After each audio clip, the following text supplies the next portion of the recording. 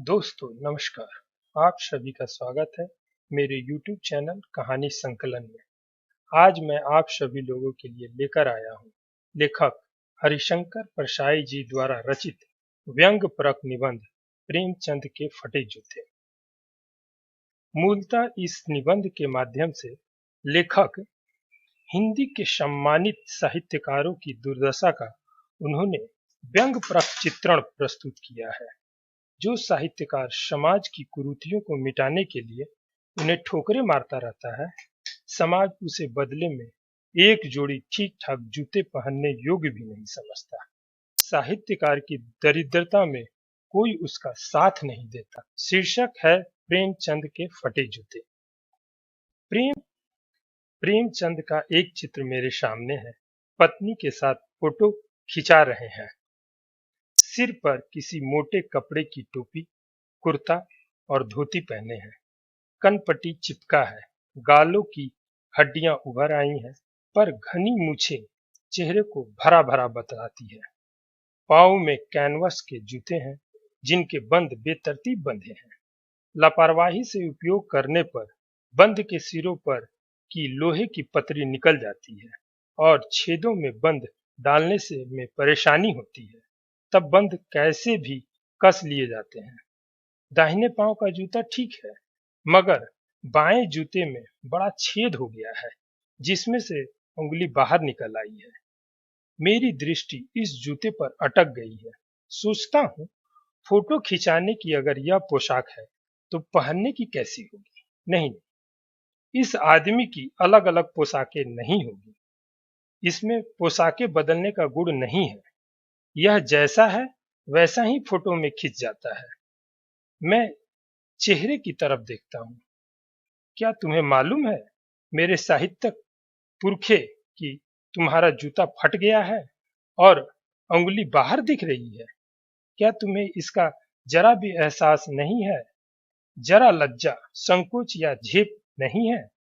क्या तुम इतनी भी नहीं जानते कि धोती को थोड़ा नीचे खींच लेने से उंगली ढक सकती है? मगर फिर भी तुम्हारे चेहरे पर बड़ी बेपरवाही, बड़ा विश्वास है। फोटोग्राफर ने जब रेडी प्लीज कहा होगा, तब परंपरा के अनुसार तुमने मुस्कान लाने की कोशिश की होगी। दर्द के गहरे कुएं में के तल में कहीं पड़ी मुस्कान को धीरे धीरे खींचकर ऊपर निकाल रहे होगे कि बीच में ही क्लिक करके फोटोग्राफर ने थैंक यू कह दिया होगा। विचित्र है यह अधूरी मुस्कान। यह मुस्कान नहीं, इसमें उपहास है, व्यंग है।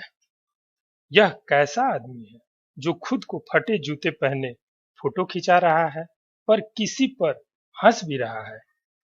फोटो ही खिंचाना था तो ठीक जूते पहन लेते या न खिंचाते। फोटो न खिंचाने से क्या बिगड़ता था? शायद पत्नी का आग्रह रहा हो और तुम अच्छा चल भाई कहकर बैठ गए होंगे। मगर यह कितनी बड़ी ट्रेजेडी है कि आदमी के पास फोटो खिंचाने को भी जूते न हो।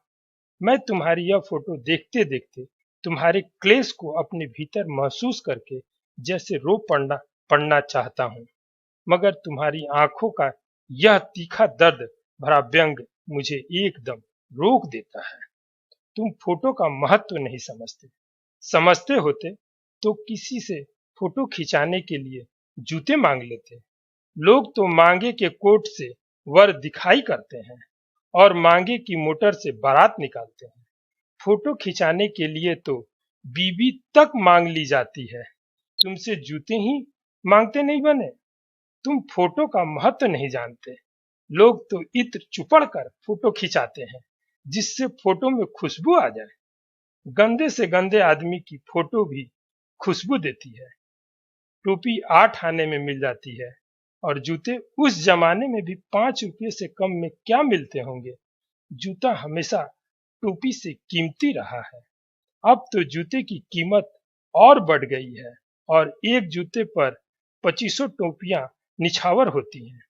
तुम भी जूते और टोपी के आनुपातिक मूल्य के मारे हुए थे। यह विडंबना मुझे इतनी तीव्रता से पहले कभी नहीं चुभी जितनी आज चुभ रही है।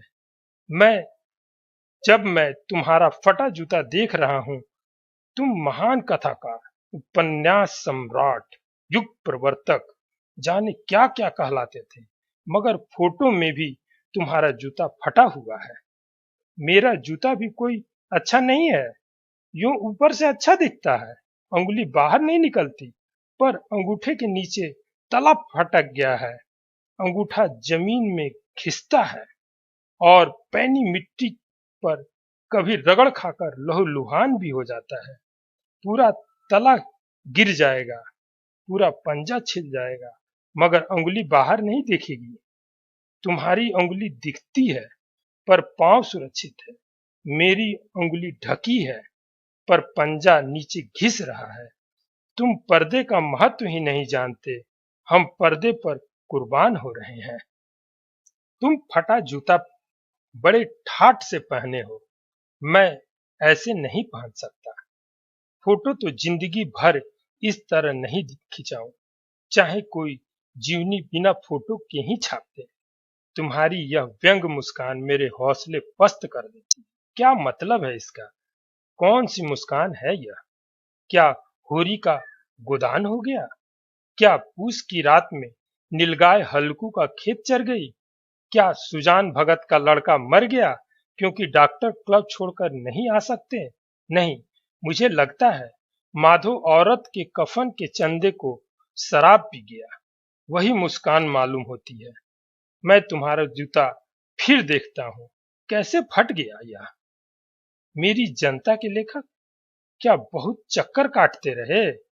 क्या बनिए के तगादे से बचने के लिए मील दो मील का चक्कर लगाकर घर लौटते रहे? चक्कर लगाने से जूता फटता नहीं है, घिस जाता है। कुंभन दास का जूता भी फतेहपुर सिकरी जाने आने में घिस गया था। उसे बड़ा पछतावा हुआ। उसने कहा, आवत जात पन्हैया घिस गई, बिसर गयो हरिनाम। और ऐसा बुलाकर देने वालों के लिए कहा था, जिनके देखे दुख उपजत है, तिनको करबो परै सलाम। चलने से जूता घिसता है, फटता नहीं। तुम्हारा जूता कैसे फट गया? मुझे लगता है तुम किसी सख्त चीज को ठोकर मारते रहे हो। कोई चीज जो परत पर परत सदियों से जम गई है, उसे शायद तुमने ठोकर मार मार कर अपना जूता फाड़ लिया। कोई टीला जो रास्ते पर खड़ा हो गया था, उस पर तुमने अपना जूता आजमाया। तुम उसे बचाकर उसके बगल से भी निकल सकते थे। टीलों से समझौता भी तो हो जाता है। सभी नदियां पहाड़ थोड़े ही फोड़ती है, कोई रास्ता बदलकर घूम कर भी तो चली जाती है। तुम समझौता कर नहीं सकते। क्या तुम्हारी भी वही कमजोरी थी जो होरी को ले डूबी? वही नेम धर्म वाली कमजोरी? नेम धर्म उसकी भी जंजीर थी, मगर तुम जिस तरह मुस्कुरा रहे हो, उससे लगता है कि शायद नेम धर्म तुम्हारा बंधन नहीं था, तुम्हारी मुक्ति थी। तुम्हारी यह पांव की उंगली मुझे संकेत करती सी लगती है, जिसे तुम घृणित समझते हो। उसकी तरफ हाथ की नहीं, पांव की उंगली से इशारा करते हो। तुम क्या उसकी तरफ इशारा कर रहे हो जिसे ठोकर मारते मारते तुमने जूता फाड़ लिया? मैं समझता हूँ, तुम्हारी उंगली का इशारा भी समझता हूँ, और यह व्यंग मुस्कान भी समझता हूँ। तुम मुझ पर या हम सभी पर हंस रहे हो।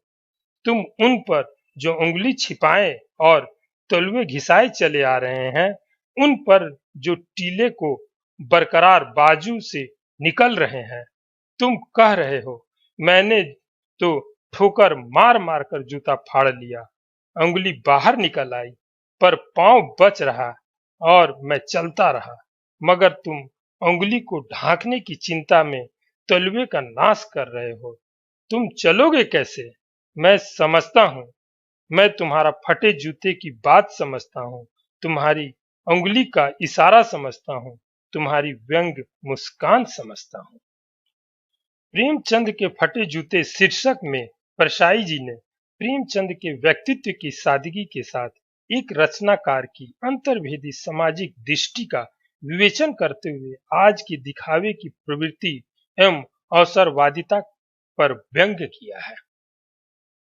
अगर यह कहानी आप सभी को अच्छी लगे तो इस चैनल को लाइक और सब्सक्राइब जरूर करें। धन्यवाद।